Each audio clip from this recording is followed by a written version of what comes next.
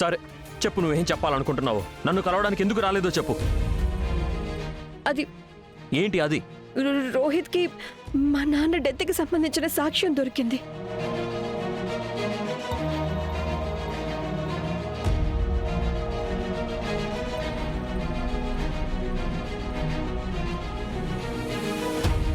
అతను ఒక ఇన్స్పెక్టర్ రాఘవ్. మా నాన్నగారు నిరికించిన ఆ లేడీ ఎవరో ఆయనకి బాగా తెలుసంట. పైగా ఆయన పోస్టింగ్ కూడా మా నాన్నగారిని మర్డర్ చేసిన అదే జైల్లో ఉండేదంట. అండ్ ఆయన జస్ట్ ఒక్క రోజుకి సిటీకి వచ్చారంట. నేను ఆయన కలిసే అవకాశాన్ని వదులుకోకూడదనుకున్నాను. అందుకే రోహిత్ ఇంకా నేను ఆయన కలవడానికి వాళ్ళ ఇంటికి వెళ్ళాం. అలాగా? మరి ఎవరు ఆ స్త్రీ? మీ నాన్న నిరికించింది ఎవరు? ఆ ఇన్స్పెక్టర్ ఏమన్నారు?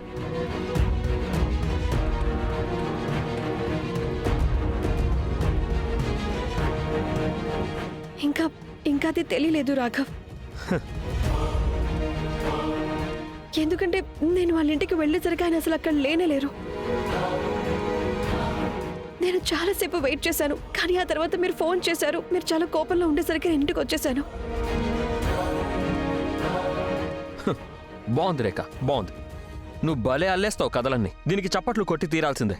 అందుకే నీకు న్యూస్ ఛానల్లో అంత గొప్ప పేరు వస్తుందన్నమాట. రాఘవ్, నా పనిని మీరు వీటి మధ్యలోకి తీసుకురా. మధ్యలోకి తీసుకొస్తాను.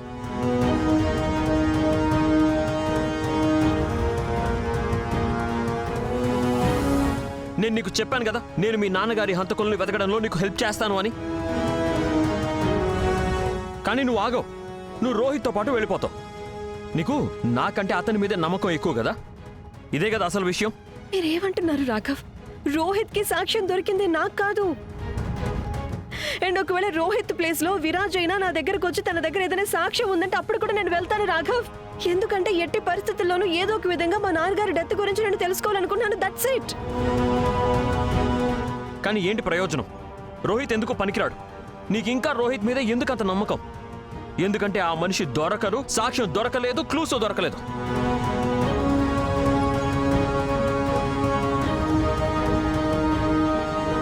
సాక్ష్యం దొరికింది, ఆ వ్యక్తి కూడా.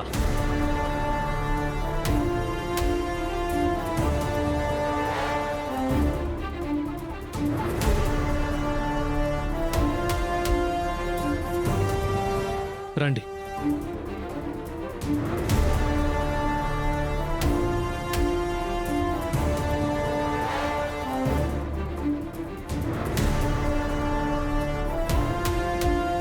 ఇతనే ఇన్స్పెక్టర్ ప్రసాద్. ఏ రోజైతే రేఖ వాళ్ళ నాన్నగారు చనిపోయారో ఆ రోజు ఈయనే డ్యూటీలో ఉన్నారు.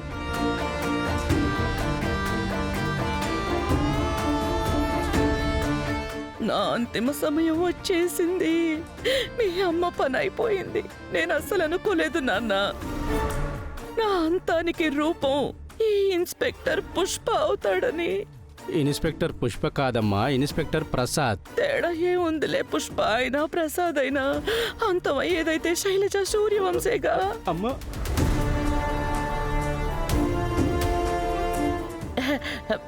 నేను అందరి కోసం టీ తీసుకొస్తాను. పిన్ని గారు,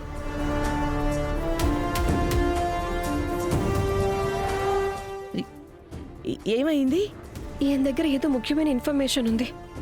అండ్ ఆ ఇన్ఫర్మేషన్ ఈయన అందరి ముందు చెప్తే మంచిదనుకుంటున్నారు. నేను రేఖ ఈయన్ని వెతకడానికి వాళ్ళ ఇంటికి వెళ్ళాం, కానీ ఈయన ఇంట్లో లేరు. మేము చాలాసేపు ఈయన కోసం ఎదురు చూసాం, కానీ ఈయన రాలేదు. అందుకే రేఖకి చాలా ఎక్కువ లేట్ అయిపోయింది.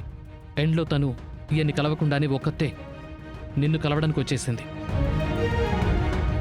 త్వరగా చెప్పండి, రేఖ వాళ్ళ నాన్నగారిని ఇరికించిన ఆ లేడీ ఎవరు?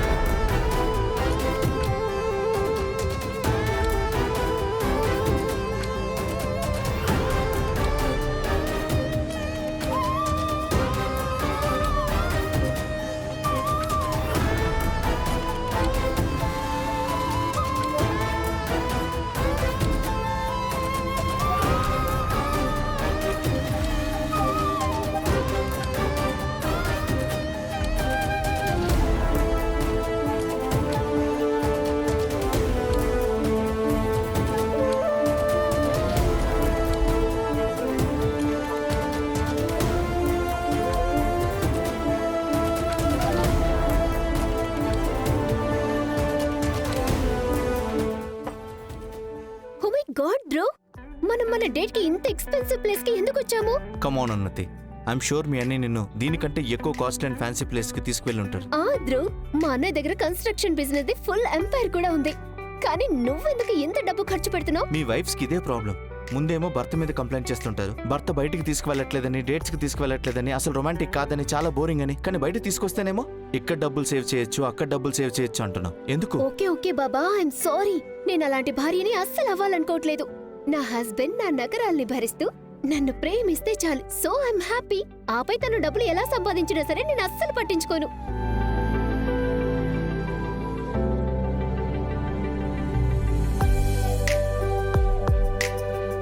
కానీ నిజంగా ధ్రువ్, ఇంట్లో సిచ్యువేషన్ ఉంది చూడు, బబ్లీ, చిన్న స్మిత, వాటి తర్వాత కూడా నువ్వు నన్ను ఇలాంటి స్పెషల్ డేట్ కి తీసుకొచ్చావు. Thank you. నాకు నీ మీద ఇంకా ఎక్కువ ప్రేమ పెరిగింది.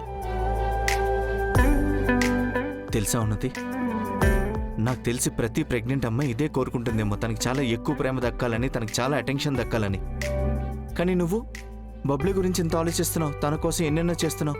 అది చూస్తుంటే నాకు నీ మీద ప్రేమ ఇంకా ఎక్కువైపోతుంది. ఏమైంది, నువ్వు బానే ఉన్నావా? ఇంతకి మనం మన స్పెషల్ డేట్ నైట్ లో బబ్లీ గురించి మాట్లాడుకోవడం కరెక్టేనా? ఐ థింక్ కరెక్ట్ అయితే కాదు.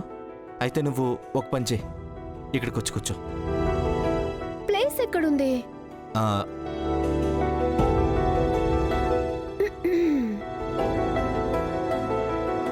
ఇంతకీ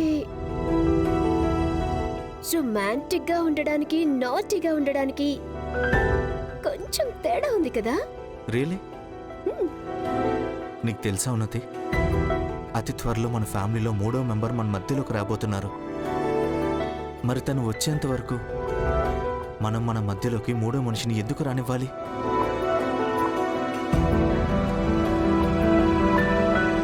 ఈ బబ్లీ ఇక్కడేం చేస్తుంది? అండ్ ఆ అబ్బాయి ఎవరు?